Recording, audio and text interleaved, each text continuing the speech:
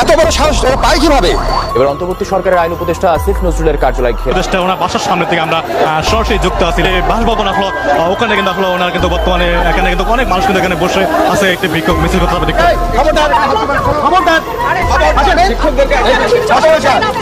আসিফ নজরুল সাহেব কাউয়া কাদেরকে বাংলাদেশ থেকে পালিয়ে যেতে সুযোগ আপনি করে দিয়েছেন। গত 8 নভেম্বর দেশ ছেড়ে ভারতে পালিয়ে যেতে সক্ষম হয় কাদের। আইনমন্ত্রী চেয়ারে বসে কি করেছে নজরুল, নাকি সে নিজেই কাদেরকে তার বাসায় জায়গা দিয়েছিল? 3 মাস দেশেই লুকিয়ে থাকার পরও কিভাবে ওবায়দুল কাদের দেশ ছাড়লেন, কেন তাকে গ্রেফতার করা হয়? প্রশাসন জানে না, পুলিশ জানে না ওবায়দুল কাদেরের মতো একজন ব্যক্তি তিনি পালিয়ে কিভাবে গেলেন। কিন্তু কোনো প্রমাণ নাই এখনো। প্রমাণের আগেই হাজার দশেক গ্রেফতার করে ফেলেছেন। আর যেটা জাজ্জল্যমান প্রমাণ, মানুষের জীবন সম্পদের চেয়ে স্বাধীন হয়েও যেন স্বাধীন হলো না বাংলাদেশ। হাসিনাকে সরিয়েও ভারতের দাসত্ব থেকে মুক্ত হওয়া গেল না, কারণ সর্ষের মধ্যে ভূতের সন্ধান মিলেছে। সেই ভূত হলো আইন উপদেষ্টা আসিফ নজরুল। দীর্ঘ 3 মাস আসিফ নজরুলের বাসায় লুকিয়েছিলেন ওবায়দুল কাদের। ওবায়দুল কাদের এখন দেশে আছে, তাকে পাঠানোর জন্য যে প্রক্রিয়া চলছে সেটা যেন বন্ধ করা হয়। সো আপনারা যারা করছেন, যারা এই প্রক্রিয়াটার সাথে জড়িত। ওবায়দুল কাদের উনি বাংলাদেশেই ছিলেন প্রায় 90 দিন। এতদিন কোথায় ছিলেন আসলে জানি, সব সরকার জানি। কিভাবে ওবায়দুল কাদের 3.5 মাস দেশে থেকে সামরিক বাহিনীর গাড়ি পুলিশি প্রটোকলে দেশ থেকে পালিয়ে গেল। আসিফ নজরুলের কথা আপনি চিন্তা করেন, এখন সরাসরি তিনি 180 ডিগ্রি ঘুরে গিয়ে তারপরে জনগণের বিরুদ্ধে চলে গেলেন। আসিফ নজরুল এরা প্রচুর টাকা কামাচ্ছে ভাই, যে টাকা যেমনি দিচ্ছে ওইভাবে কামাচ্ছে। কামাই আওয়ামী লীগের নেতা কর্মীদেরকে আপনার পুনর্বাসন করার চেষ্টা। এবার আসিফ নজরুলকে কড়া হুঁশিয়ারি দিলেন জনাব তারেক রহমান। এবার স্বরাষ্ট্র উপদেষ্টা কি ফিটার খান কিনা শিশু কিনা জিজ্ঞাসা করলেন। এমন ভাবে স্বরাষ্ট্রমন্ত্রীকে ওবায়দুল কাদের কিভাবে পালিয়ে গেল জানতে চেয়েছে। মেটিকুলাসলি ডিজাইন করে এই আন্দোলন সাজানো হয়েছিল এবং শেখ হাসিনাকে ক্ষমতা থেকে উৎখাত করতে হবে। বাংলাদেশের সাধারণ মানুষ এবং শিক্ষার্থীরা এখন কঠিনভাবে কেঁপেছে। বাংলাদেশে বসে যারা ভারত এবং শেখ হাসিনার দালালি করতেছে তাদেরকে এবং তাদের বাসভবন ঘেরাও করতেছে এবং তাদেরকে কিন্তু প্রকাশ্যে রাস্তার মধ্যে গণধুলাই দেওয়া হচ্ছে। আপনারা সব কিছুই দেখতে পারবেন। আমরা ঘটনাস্থলে যাব এবং মূল ভিডিওগুলো আপনাদের সামনে তুলে ধরবো, কীভাবে সাধারণ মানুষরা কেঁপেছে, অন্যদিকে শিক্ষার্থীরা কীভাবে আবার শেখ হাসিনাকে যেভাবে দেশ থেকে বিদায় করা হয়েছিল ঠিক সেইভাবেই তারা আন্দোলন করতেছে রাজপথের মধ্যে। আবারও নতুন করে কিন্তু এইসব হচ্ছে, আপনারা সব কিছুই দেখতে পারবেন লাইভ শো করে। আমরা আর কথা বাড়িয়ে ভিডিওটা লং করছি না, আমরা সরাসরি ভিডিওর মূল আলোচনায় চলে যাব। ভিডিওর প্রথমে যে অংশবিশেষগুলো দেখেছেন সেইগুলোর বিস্তারিত এখন দেখতে পারবেন। খুবই ইম্পর্টেন্ট এবং গুরুত্বপূর্ণ কিন্তু ভিডিওটা এবং এই নিউজটা। সম্পূর্ণ নিউজ দেখবেন এবং ভিডিওর শেষে আপনাদের মন্তব্য করবেন এইসব বিষয় নিয়ে। আর হ্যাঁ, আপনাদেরকে আমি আবারও বলতেছি, আপনারা কিন্তু অবাক হয়ে যাবেন এইসব ঘটনাগুলো দেখলে, সাধারণ মানুষের কাণ্ডগুলো দেখলে।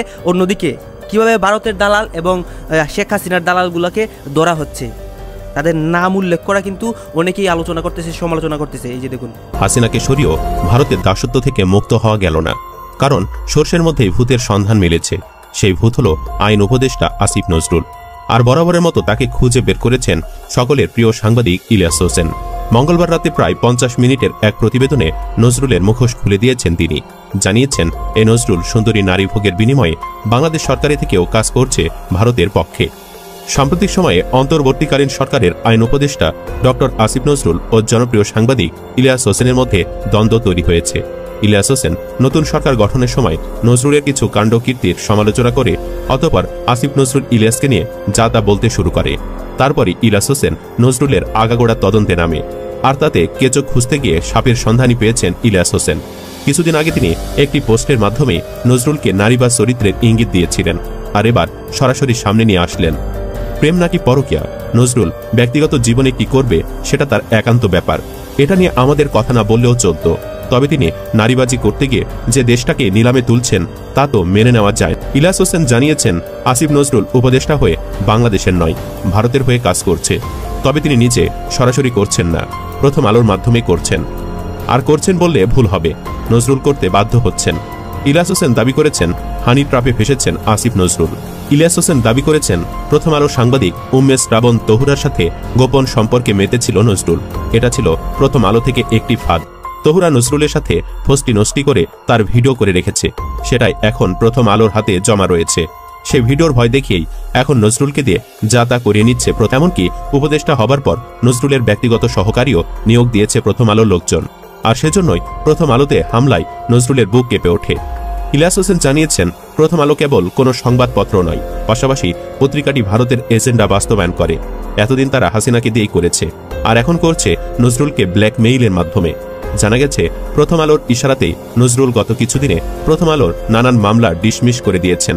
এছাড়া প্রথম আলোর চাওয়াতেই ফারুকীর মতো অযোগ্য লোককে নজরুল তার একটি উপদেষ্টা পদ দিয়ে দিয়েছেন। এর বাহিরে নজরুল দুর্নীতির মাধ্যমে শত কোটি কোটি টাকা মেরে দেওয়াও শুরু করেছে বলে জানিয়েছেন ইলিয়াস হোসেন। জানিয়েছেন আমেরিকায় বাড়ি কেনার চেষ্টার কথাও। জুলাই আগস্ট বিপ্লবের সময় বিক্ষুব্ধ ছাত্র জনতা সারা দেশে স্থাপিত শেখ মুজিবের মূর্তি গুড়িয়ে দিয়েছেন, কথিত জাতির পিতার ছবি নর্দমায় ছুঁড়ে ফেলেছেন। অথচ আসিফ নজরুল সরকারের উপদেষ্টা হয়েও শেখ মুজিবের প্রতিকৃতিকে মাথার উপর ঠাঁই দিয়েছেন, যাতে তার আওয়ামী প্রীতির নগ্ন বহিঃপ্রকাশ ঘটে। তদুপরি হাসিনা সংবিধানে উল্লেখিত জাতির পিতার প্রতিকৃতি প্রসঙ্গে সরকারের অবস্থানও স্পষ্ট করেননি ডক্টর আসিফ। ফলে সারা দেশে মুজিব মূর্তিসমূহ গুড়িয়ে দেওয়া হলেও বিভিন্ন সরকারি দপ্তরের কর্তা ব্যক্তিদের মাথার উপর এখনও শোভা পাচ্ছে মুজিবের ছবি। ফ্যাসিবাদের মূর্ত প্রতীক হিসাবে আসিফ নজরুলদের মধ্যে ফ্যাসিবাদকে প্রতিবিম্বিত করছে ইনকিলাব। বিপ্লবোত্তর সরকারের আইন উপদেষ্টার অগ্রাধিকার ভিত্তিক এজেন্ডা হওয়া উচিত ছিল গণহত্যার বিচার। সে বিচারকে প্রহসনে পরিণত করতেই আসিফ নজরুল রাত দিন কাজ করে যাচ্ছে। প্রথমত, জুলাই আগস্ট গণহত্যার প্রধান যে আসামি তাকে নিরাপদে পালিয়ে যেতে দেওয়া হয়েছে। দ্বিতীয়ত, বিচার যাতে প্রলম্বিত হয় এ লক্ষ্যে এটা ওটা করে কালক্ষেপণ করা হচ্ছে। 1973 সালের ইন্টারন্যাশনাল ক্রাইম ট্রাইব্যুনাল অ্যাক্টের যে সংশোধনের কথা বলা হচ্ছে এটির আদৌ প্রয়োজন নেই। শেখ হাসিনা যে সংশোধন করে গেছেন সেটি যথেষ্ট। যদি সংশোধন প্রয়োজন হয় সেটি হতে পারে গণহত্যার বিচারের পর। বিচারের আগে আইনের সংশোধন বিচারকে পিছিয়ে দেবে। ততদিনে জাতীয় নির্বাচন সামনে চলে আসবে, তাতে নির্বিঘ্নে অংশ নিতে পারবে শেখ হাসিনা এবং তার দল। সেই সুযোগ করে দিতেই চলছে নানা টালবাহানা। শেখ হাসিনা নিয়োজিত বিচারকদের বেছে বেছে ভালো জায়গাগুলোতে পোস্টিং দেওয়া হয়েছে। পক্ষান্তরে 15 বছর ধরে নিগৃহীত বিচারকদের দেওয়া হচ্ছে ডাম্পিং পোস্টিং। শেখ হাসিনার বিশ্বস্ত বিচারক গোলাম রাব্বানির চাকরির মেয়াদ 2 বছর করার সুপারিশ করেছেন আসিফ নজরুল। এটিও তার গোপন এজেন্ডার অংশ। হাইকোর্ট বিভাগের দলবাজ দলকানা বিচারপতিদের স্বপদে বহাল রেখেছেন এখনও। নতুন বিচারপতি নিয়োগের কোনো খবর নেই। তাই খবর নেই আন্তর্জাতিক অপরাধ ট্রাইব্যুনাল পুনর্গঠনের। জাতীয় আইন কমিশনের চেয়ারম্যান করেছেন হাসিনার ফ্যাসিবাদের একনিষ্ঠ সমর্থক বিচারপতি জিনাত আরাকে। কমিশনের সদস্য নিয়োগ দিয়েছেন ফ্যাসিবাদের গডফাদার কথিত বিচারপতি ABM খায়রুল হকের ভাতিজি ডক্টর নাইমা হককে। যদিও আইন কমিশন কোনো বিবেচনায় বিপ্লবোত্তর সরকারের আশু করণীয় হিসাবে অগ্রাধিকার পেতে পারে না। মূলত আসিফ নজরুলের ব্যক্তিগত পছন্দের মানুষগুলোকে বিভিন্ন জায়গায় দ্রুত পুনর্বাসন করে গোপন এজেন্ডায় বাস্তবায়ন করতে চান। আগামী সরকার গঠনে সম্ভাবনাময় রাজনৈতিক দল হিসাবে বাংলাদেশ জাতীয়তাবাদী দল বিএনপি যাতে প্রত্যাশানুগ ফলাফল করতে না পারে চলছে সেই এজেন্ডা বাস্তবায়নের চেষ্টা বলে মত বিএনপি পন্থীদের। যে বেআইনি হলেও আইনি বাধ্যবাধকতা প্রতিপালনের মোড়কে বাধ্য করতে চাইছেন জাতির ভবিষ্যৎ কাণ্ডারি তারেক রহমানকে। তার বিরুদ্ধে দেওয়া ফ্যাসিস্ট হাসিনা সরকারের করা সবপ্রকার মামলা একাদেশেই যেখানে বাতিল করা প্রয়োজন ছিল আসিফ নজরুল সেখানে খুঁটিয়ে খুঁটিয়ে বের করছেন আইনি অন্তরায়। সব মিলিয়ে ভারত ও হাসিনাপন্থী উপদেষ্টা আসিফ নজরুলকে অন্তর্বর্তীকালীন সরকার থেকে বাদ দেওয়া জরুরি হয়ে পড়েছে বলে মনে করছেন কেবল ইলিয়াস হোসেনই নন, পাশাপাশি অনেক বিশ্লেষকরাও। 1.5 দশকের মাফিয়াতন্ত্র, ফ্যাসিবাদ ও গণহত্যার অপরাধে শেখ হাসিনার বিচারকে প্রলম্বিত করার এজেন্ডা নিয়ে মাঠে নেমেছেন তিনি। সাংবাদিক মাসুদ মজুমদার এক পোস্টে বলেছেন, ভারতীয় এজেন্ডা আসিফ নজরুলের দুর্নীতির অনেক প্রমাণ আমাদের হাতে আছে। ইতিমধ্যে ইনকিলাব যত সুন্দরভাবে ভারতীয় রয়ের এজেন্ট আসিফ নজরুলের বিষয়ে যে নিউজ করেছে তার জন্য ইনকিলাবকে রাষ্ট্রীয়ভাবে ভবিষ্যতে সম্মানিত করা হবে ইনশাআল্লাহ। মাসুদ মজুমদার আরও বলেন, এই গণ অভ্যুত্থান হাইজ্যাককারী এর এজেন্টের বিস্তারিত দুর্নীতির রিপোর্ট প্রকাশ করেছে। সে সম্পূর্ণভাবে ভারতের প্রেসক্রিপশনে জঙ্গি লীগকে পুনর্বাসনের দায়িত্বে নিয়োজিত। আইন ও বিচার বিভাগের কোনো অগ্রগতি নেই। অপরদিকে বিতর্কিত সব লোকজনকে বিভিন্ন প্রতিষ্ঠানে নিয়োগ দিয়েছে যারা আওয়ামী দোসর। বাট দুর্ভাগ্যের বিষয়, জাতি এখনও নিশ্চুপ। বিশ্লেষকদের অভিযোগ, নজরুল আন্তর্জাতিক অপরাধ ট্রাইব্যুনালে বিচারক নিয়োগ দেননি। এর আগে তিনি মাঠে ছেড়েছেন 1973 সালের আন্তর্জাতিক অপরাধ ট্রাইব্যুনাল আইন সংশোধন ইস্যু। দুর্নীতিগ্রস্ত বিচারপতিদেরও বহাল রেখেছেন। আটকে রেখেছেন হাইকোর্ট বিভাগে বিচারক নিয়োগ উদ্যোগ। নানাবিধ সংস্কারের কথা বলে তৈরি করেছেন সংবিধান সংস্কার কমিশন, বিচার বিভাগ সংস্কার কমিশন। পক্ষান্তরে নিজেরই যেখানে সাংবিধানিক এবং আইনগত ভিত্তি নেই সেখানে সাংবাদিক মাহমুদুর রহমান, বিএনপি চেয়ারপারসন বেগম খালেদা জিয়া, ভারপ্রাপ্ত চেয়ারম্যান তারেক রহমান, তার গৃহবধূ স্ত্রী ডাক্তার জোবাইদা রহমানের সাজা বাতিল এবং মামলা প্রত্যাহারে আইন প্রতিপালনের বুলি কপচাচ্ছেন। যে কোনো প্রকারে আওয়ামী নির্বাচন পর্যন্ত শেখ হাসিনা এবং তার দোসরদের আনকনভিক্ট রাখা, যাতে তারা নির্বাচনে অংশ নিতে পারেন বলে মত দিচ্ছেন বিশ্লেষকরা। তাদের দাবি, নজরুলই তারেক রহমানের স্বদেশ প্রত্যাবর্তনকে অমর্যাদাপূর্ণ ও গ্লানিকর করে রাখছেন। বিএনপি পন্থীরা বলছেন স্বদেশ প্রত্যাবর্তনকে বিলম্বিত করার অর্থ হচ্ছে বিএনপিকে তারেক রহমানের সশরীর সান্নিধ্য লাভ থেকে বঞ্চিত রাখা, দলীয় কোন্দল জিয়ে রাখা এবং আগামী নির্বাচন পর্যন্ত দলটিকে ক্ষমতার বাহিরে রাখা, যা ভারত এবং শেখ হাসিনার যৌথ এবং চূড়ান্ত প্রত্যাশা। সূক্ষ্ম কৌশলে ভারত ডক্টর আসিফ নজরুল সাহেব, আপনি ওবায়দুল কাদের ওরফে কাউয়া কাদেরকে বাংলাদেশ থেকে পালিয়ে যেতে সুযোগ আপনি করে দিয়েছেন।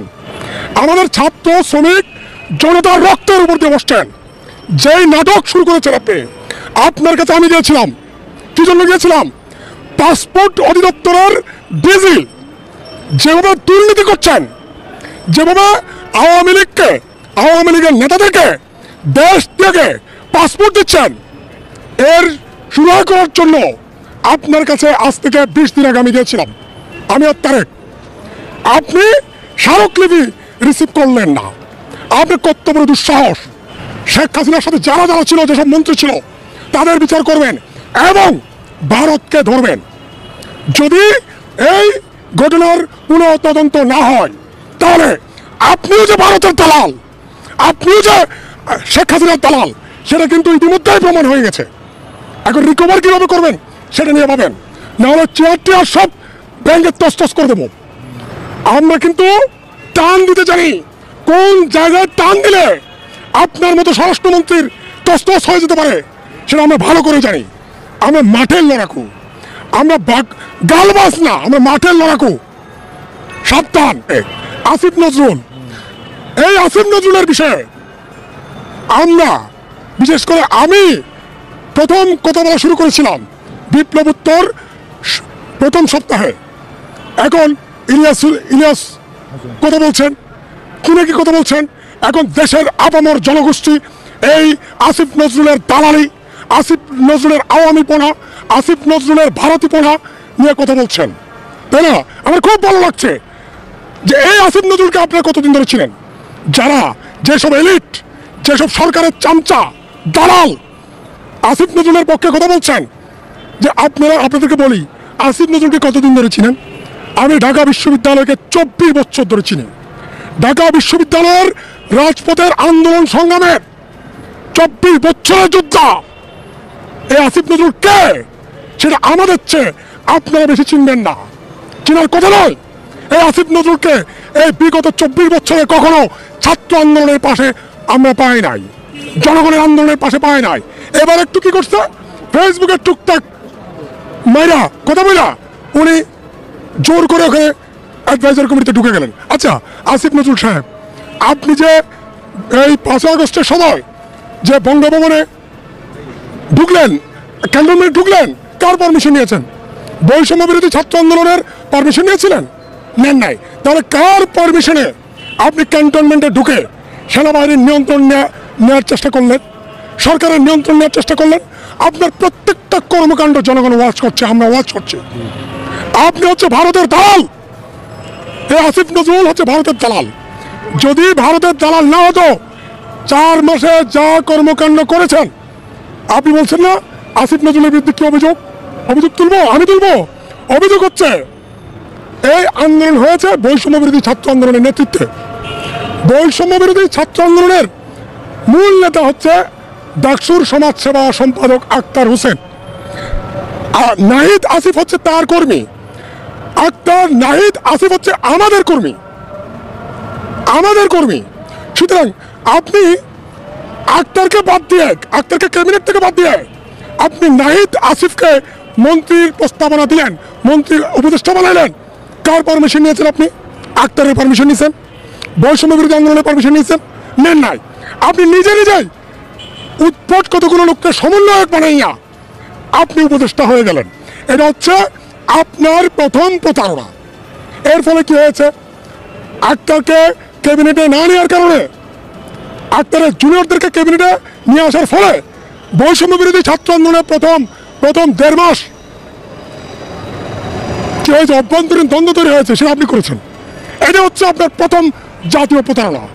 দ্বিতীয়ত, আপনি আওয়ামী লীগকে বাঁচানোর জন্য যত আকাম কুকাম সব আপনি করেছেন।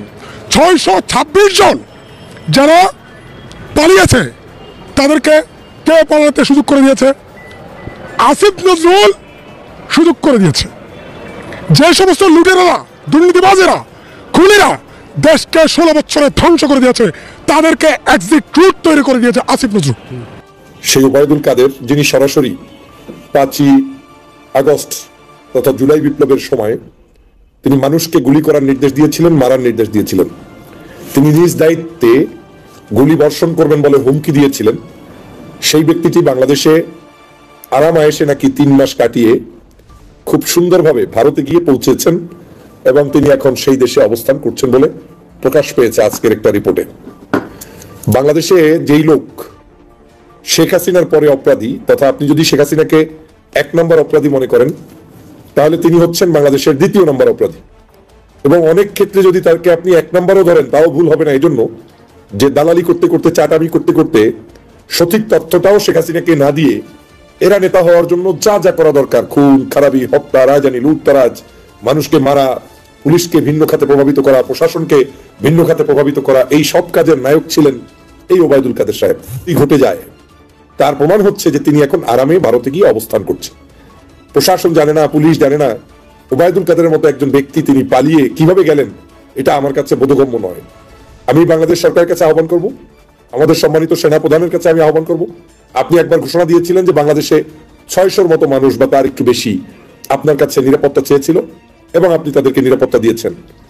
বাংলাদেশে আপনি আপনার জায়গা থেকে তখন মনে করেছেন যে তাদেরকে মানবিক দৃষ্টিতে নিরাপত্তা দিলেই ভালো হবে, কারণ দেশের পরিস্থিতি বিবেচনায় আপনি হয়তো সেটা করেছেন। কিন্তু কোনো খুনি, কোনো অপরাধী, কোনো লুটেরা, কোনো দর্শনকারী, কোনো হত্যাকারী যারা মানুষের উপরে জুলুম করেছে তাদের প্রতি সিম্পিথি ক্রিয়েট করার কোনো সুযোগ আমাদের নাই। যদি ওই 600 লোক তৎকালীন সময় আপনার নিয়ন্ত্রণে থেকে থাকে, এখন তারা কোথায় আছে সেটা জাতিকে জানিয়ে দিতে হবে। অবশ্যই আপনাকে উচিত হবে আপনার যে কোনো জায়গা থেকে, আপনি নিশ্চয়ই সেনাবাহিনীর কোনো জায়গায় আনডকুমেন্টেড কোনো কিছু থাকার কথা না। অতএব এই 600 লোকের বায়োডাটা সব আপনার কাছে আছে। এই 600 লোকের ডাটা জাতির কাছে প্রকাশ করুন। তাদের বিরুদ্ধে মামলা হলে দ্রুত তাদেরকে আইনের আওতায় এনে বিচারের কাঠগড়ায় দাঁড় করুন এবং যারা সরাসরি খুনের সাথে জড়িত তাদেরকে এই যে আন্তর্জাতিক অপরাধ ট্রাইব্যুনাল নামে যে ট্রাইব্যুনাল হয়েছে সেই ট্রাইব্যুনালে তাদেরকে হাজির করে তারপরে বিচার করুন। যদি আমরা সেটা করতে ব্যর্থ হই তাহলে আমাদের এই বাংলাদেশ, সুন্দরতম এই দেশ সঠিক থাকবে না। প্রিয় ভাইরা আমার, আমি স্পষ্ট করে বলতে চাই, ওই 600 লোকের যেমন বিচার করতে হবে, পাশাপাশি 600 লোকের তালিকা প্রকাশ করতে হবে, পাশাপাশি ওবায়দুল কাদের সাহেব সহ যারাই আমাদের দেশ থেকে পালিয়ে গিয়েছে এবং পালিয়ে যাচ্ছে বলে মনে হচ্ছে, এদের প্রত্যেককে আইনের মাধ্যমে ডেকে এনে বিচার করতে হবে। বাংলাদেশে যত দ্রুত সম্ভব তাদেরকে ডাকতে হবে। আমি স্পষ্ট করে এই সরকারকে অনুরোধ করব, আপনি ভারতের সাথে ডাইরেক্ট বলে দিন যে আপনাদেরকে এই বাংলাদেশের যেই সকল লোক ওই দেশে গিয়ে পালিয়েছে, ওই পালানো প্রত্যেকটা লোককে বাংলাদেশে ফেরত দিতে হবে, প্রত্যেককে দিতে হবে এবং প্রত্যেকের বিচারের জন্য আমাদের সবাইকে মিলে উদ্যোগী হতে হবে। তাদের বিচার ছাড়া বাংলাদেশে আমরা কোনো সংস্কার, আইন, নির্বাচন কোনো কিছুতে লাভ নাই যদি আমরা খুনি, লম্পট, দুষ্ট লোকগুলোকে বাঁচিয়ে দিই। কারণ যারা একবার খুন করে তারা মৃত্যুর আগে ওটা এমন একটা স্বাদ, সে আবার খুন করার জন্য উদ্গ্রীব হবে। অতএব আমাদের সবাইকে সেই জন্য চেষ্টা করতে হবে এবং সবাইকে কথা বলতে হবে। প্রিয় সহযোদ্ধা ভাইরা, আমি আপনাদের কাছে আজকের এই যে দুর্ঘটনাটি আমরা শুনলাম, ওবায়দুল কাদের ইস্যুটা, এটা আমার কাছে অবাক কাণ্ড ঘটেছে। এই কাণ্ডের কারণে আমি ব্যক্তিগতভাবে আমি মনে করি এটা কোনোভাবে কাম্য ছিল না, কিন্তু যে ঘটনাটা ঘটে ফেলেছে এটা আমাদের জন্য অবশ্যই একটা অশনি সংকেত। কারণ এই অভদ্র কিংবা ভদ্র, আপনি বলেন, ভদ্র তো বলার সুযোগ নেই, এই খুনি ওবায়দুল কাদের তিনি কিন্তু সরাসরি পুলিশকে নির্দেশ দিয়েছেন। এমনকি সংবাদ সম্মেলন করে চটাং চটাং করে বক্তব্য দিয়ে বলেছিলেন যে বাংলাদেশে একেবারে ডাইরেক্ট পুলিশ কিন্তু শুট করবে, এই শব্দই বলেছে যে শুট করার নির্দেশ দেওয়া হয়েছে, অতএব কেউ সামনে যেন না যায়, সামনে যেন না বের হয়। তো যে লোক সরাসরি শুট করার নির্দেশ দিয়েছে তাকেই তো অ্যারেস্ট করে রিমান্ডে নিলে বাংলাদেশের বাকিদের সকল চিত্র তথ্য আপনার কাছে উপস্থাপিত হবে যে বাংলাদেশের এই সরকারের মধ্যে ঊর্ধ্বতন ব্যক্তিরা এই সকল অপকর্মের সাথে জড়িত থাকবেন না। কিন্তু যদি এই দেশবাসী প্রমাণ পায় যে আপনাদের কোনো ধরনের জড়িত থাকার অভিযোগ আছে কিংবা আপনারাও এই ধরনের লুটেরাদেরকে, এই ধরনের খুনিদেরকে বাঁচানোর জন্য মরিয়া হয়ে আছেন, তাহলে এই দেশের জনগণ কিন্তু ছাড়বে না। ওই জুলাই বিপ্লব শেষ হয়েছে বলে সব বিপ্লব বন্ধ হয়ে যাবে তা কিন্তু নয়। ভবিষ্যতে এদেরকে যারা প্রশ্রয় দিয়েছে সেই দোসরদেরকেও কিন্তু শায়েস্তা করা হবে বাংলার মাটিতে। অতএব সাবধান হয়ে যান। বাংলাদেশের মানুষের আবেগ নিয়ে খেলা করার কোনো সুযোগ নেই, বাংলাদেশের জনগণের সাথে শয়তানি করার কোনো সুযোগ নেই। জনগণ এখন একটা জিনিস দেখতে চায়, সেটা হচ্ছে শেখ হাসিনার বিচার, তার ফাঁসি, এবং এই আওয়ামী লীগের যারা খুনের সাথে জড়িত তাদের ফাঁসি, এবং অবৈধভাবে যারা এতদিন ক্ষমতায় ছিল তাদেরকে বিচারের কাঠগড়ায় নিয়ে আসা। খুনের বদলে খুন যারা খুন করেছে এই খুনিদেরকে কোনো ক্ষমা করার সুযোগ নাই, তাদেরকে অবশ্যই বিচারের কাঠগড়ায় দাঁড় করিয়ে জাতির কাছে তাদেরকে প্রশ্নবিদ্ধ করতে হবে। জাতির হৃদয়ের রক্তক্ষরণ যদি একটু হলেও কমাতে চান তাহলে তাদেরকে বিচার করতে হবে। অর্থাৎ এই ইস্যুতে কোনো ছাড় নাই। এর বাইরে আপনার সাথে আমার অনেক ইস্যুতে ছাড় হতে পারে, নির্বাচন 5 দিন আগে হবে না পরে হবে, কে কোন দল করবে, কি করবে করবে না, কে ক্ষমতায় আসবে কখন আসবে, ভিন্ন জিনিস। কিন্তু এই ফেসিবাদের দোষর যারা খুনি তাদের বিচারের ব্যাপারে কোনো ছাড় দেওয়ার সুযোগ নাই। আমি সরকারকে ধন্যবাদ জানাই যে আপনারা করবে, এবং আমি মনে করি এই বিডিআর বিদ্রোহের মূল সেখানেও নির্দেশদাতা শেখ হাসিনা এবং তৎকালীন সময়ের যারা দায়িত্বে ছিলেন তাদেরকে বিচারের কাঠগড়ায় নিয়ে আসতে হবে। পাশাপাশি আপনারা জানেন সরকার আজকের দুটি ডিসিশন নিয়েছে। এক হচ্ছে বাংলাদেশের বর্তমান যে দুর্নীতি দমন কমিশন রয়েছে, এই কমিশন ইতিমধ্যেই শেখ হাসিনার 80,000 কোটি টাকা আপনার দুর্নীতির তদন্তের জন্য নেমেছে। শেখ হাসিনা, শেখ রেহানা, জয় এবং আপনার পুতুল কি বলে আর একটা হচ্ছে তার যে শেখ রেহানার মেয়ে, এদের ব্যাপারে তদন্ত শুরু হয়েছে এবং এই তদন্ত প্রক্রিয়া চলবে। আমি স্পষ্ট করে বলতে চাই তাদের এই তদন্ত করতে হবে এবং যে সকল ব্যক্তিরা বিভিন্ন সময়ে এই দুর্নীতি করেছে আওয়ামী লীগের প্রত্যেককে সেখানে অবশ্যই আমাদের তাদের বিচারের কাঠগড়ায় দাঁড় করাতে হবে এবং তাদেরকে তদন্ত করে আইনের মাধ্যমে এই যে হাজার হাজার কোটি টাকা লোপাট করেছে, দুর্নীতি করেছে, এই 80,000 কোটি টাকা তো এটা তো একটা জায়গা, 9টা প্রজেক্টে। আপনারা জানেন যে বিদ্যুৎ কেন্দ্র, তারপরে আপনার ওই কি বলে মানে উন্নয়ন প্রজেক্ট, এটা সেটা বেপচা, এরকম করে প্রায় 8টা প্রজেক্ট, 9টা প্রজেক্টের এত হাজার কোটি টাকা, কিন্তু এর বাহিরে কত কোটি কোটি টাকা যে তারা লোপাট করেছে সেটার বিচার করতে হবে। এবং আজকের একটি জিনিস নতুন করে এসেছে সংবাদ মাধ্যমে, সেটা হচ্ছে তত্ত্বাবধায়ক সরকার আবার নতুন করে পুনর্বহাল। আমি এই তত্ত্বাবধায়ক সরকার পুনর্বহালই শুধুমাত্র নয়, বরং এই তত্ত্বাবধায়ক সরকার প্রথা যারা বাতিল করেছিল, বিগত দিনে যারা বিভিন্ন ধরনের অ্যাক্টিভিটিস করে এই ধরনের অপকর্ম করেছিল, তাদেরকে বিচারের কাঠগড়ায় আনতে হবে এবং তাদেরকেও বিচার করতে হবে। এখানেই প্রশ্ন, ঠিক কতটা তাদের সাহায্য করতে পারে চীন এবং ভারতবর্ষ? চীন এবং ভারত এবং বিশ্বের অন্যতম প্রভাবশালী দেশ কিন্তু এই রাখাইন প্রদেশ, মংডু যে শহর সেটা এবং আরাকানদের নিয়ে নিজেদের মতো গুটি সাজাতে শুরু করে দিয়েছে। আর এখানে কিন্তু নতুন জল্পনা তৈরি হয়েছে যে বাংলাদেশ সীমান্তে কি নতুন রাষ্ট্রের ঘোষণা করে দেবে আরাকান আর্মিরা। আর নতুন রাষ্ট্র যদি হয় তাহলে চীন, বাংলাদেশ এবং ভারতবর্ষ, এর পাশাপাশি আমেরিকাও যে কোথাও গিয়ে একটা লাভবান হতে পারে সেই সম্ভাবনাও কিন্তু আছে বলে মনে করছেন অনেক রাজনৈতিক বিশেষজ্ঞ। আর সব নিয়ে আজকের এই প্রতিবেদন শেষ অবধি দেখবেন, তাহলে বুঝতে পারবেন এই রাখাইন প্রদেশকে নিয়ে বা আরাকান আর্মিদের নিয়ে বিশ্বের একাধিক প্রভাবশালী দেশ কিন্তু নিজেদের মতো করে অঙ্ক সাজাতে শুরু করে দিয়েছে। এবং নিঃসন্দেহে এটা বলা ভালো, বাংলাদেশ সরকারের যে দাবি যে ভারতবর্ষ যেন এই আরাকান ইস্যুতে একটু বাংলাদেশের সহায়তা করে, এইখানে কিন্তু অজিত দোভাল ঠিক কতটা বাংলাদেশকে সহায়তা করবে তাও কিন্তু একটা নিঃসন্দেহে বড় প্রশ্ন। কারণ এখানে ভারতবর্ষের কিন্তু billion billion dollar already invest হয়ে আছে। কালকে কি ঘটেছে আমি একটু আপনাদের বলে দিই। সেন্ট মার্টিনস লাগোয়া যে দ্বীপ, সেই বাসিন্দারা জানাচ্ছেন কালকে রাখাইন প্রদেশ থেকে, যেই রাখাইন প্রদেশের 80% জায়গা আরাকান আর্মি দখল করে নিয়েছিলেন, এই আরাকান আর্মিদের থেকে বলা হচ্ছে তারা আস্তে আস্তে রাখাইনের 100% দখল করে নেবে। আর এই রাখাইন প্রদেশের ঠিক একদম বিপরীতে কিন্তু অবস্থান করছে কক্সবাজার, অর্থাৎ রক্তের স্বাদ কিন্তু পেয়ে গেছে আরাকান আর্মি। এই আরাকান আর্মিরা কিন্তু দিনের পর দিন বাংলাদেশের সেন্ট মার্টিনসকে নিজেদের অধীনে নেওয়ার জন্য একাধিক লড়াই করেছেন। সে সময় শেখ হাসিনা কিন্তু আন্তর্জাতিক সামুদ্রিক যে আদালত, সেখানে গিয়ে লড়াই করে আরাকানদের বিরুদ্ধে এই লড়াই করে সেন্ট মার্টিনসকে বাংলাদেশের অন্তর্গত করতে পেরেছিলেন। কিন্তু বর্তমান সময় পরিধি এবং পরিসর সম্পূর্ণভাবে বদলে গেছে। এখান থেকে আরাকানরা যে বিদেশি সাপোর্ট পাচ্ছে, বিদেশি শক্তির সাপোর্ট পাচ্ছে, তা কিন্তু আজকে জলের মতো পরিষ্কার। আর এখানেই সম্ভাবনা, যদি আরাকানরা নতুন রাষ্ট্র নিজেদেরকে ঘোষণা করে দেয়, মানে মায়ানমারের থেকে বেরিয়ে এসে তারা নিজের দেশকে স্বাধীন একটা দেশ, আরাকান দেশ হিসাবে ঘোষণা করে দেয়, তাহলে ভারত এবং বাংলাদেশ বা চীন কি পাকিস্তান বা এই যে আমেরিকা, তারা ঠিক কোন দিকে যেতে পারবে। দেখুন, এই পার্টিকুলার জায়গাটি কিন্তু ভৌগোলিকভাবে অত্যন্ত গুরুত্বপূর্ণ একটা জায়গা। ভারত এবং চীন কিন্তু এই রাখাইন প্রদেশের অন্তর্গত বিভিন্ন জায়গায় বিলিয়ন বিলিয়ন ডলার কিন্তু ইনভেস্ট করে দিয়েছে ইতিমধ্যেই। চীনের যদি ইনভেস্টমেন্টটা দেখেন তাহলে দেখবেন এই পার্টিকুলার মায়ানমারের কেন্দ্রীয় অঞ্চলে গভীর সমুদ্র বন্দর কিন্তু তারা তৈরি করেছে, যে গভীর সমুদ্র বন্দর থেকে গ্যাস চীনে কিন্তু বর্তমানে যায়।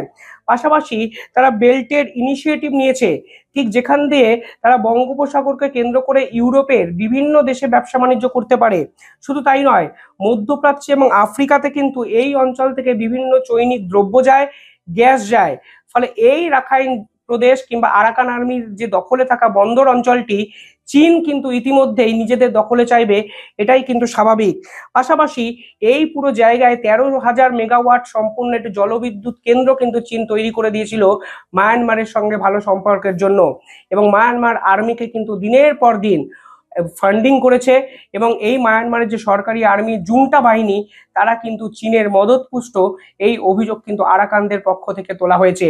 আর চীন কিন্তু বর্তমানে বাংলাদেশকে বিভিন্ন কিছুতে সহায়তা করে, ফলে চীন এবং বাংলাদেশের এই দ্বৈরথ, এই সংযুক্তিকরণ আরাকানরা কিন্তু প্রথম থেকেই মেনে নেয়নি।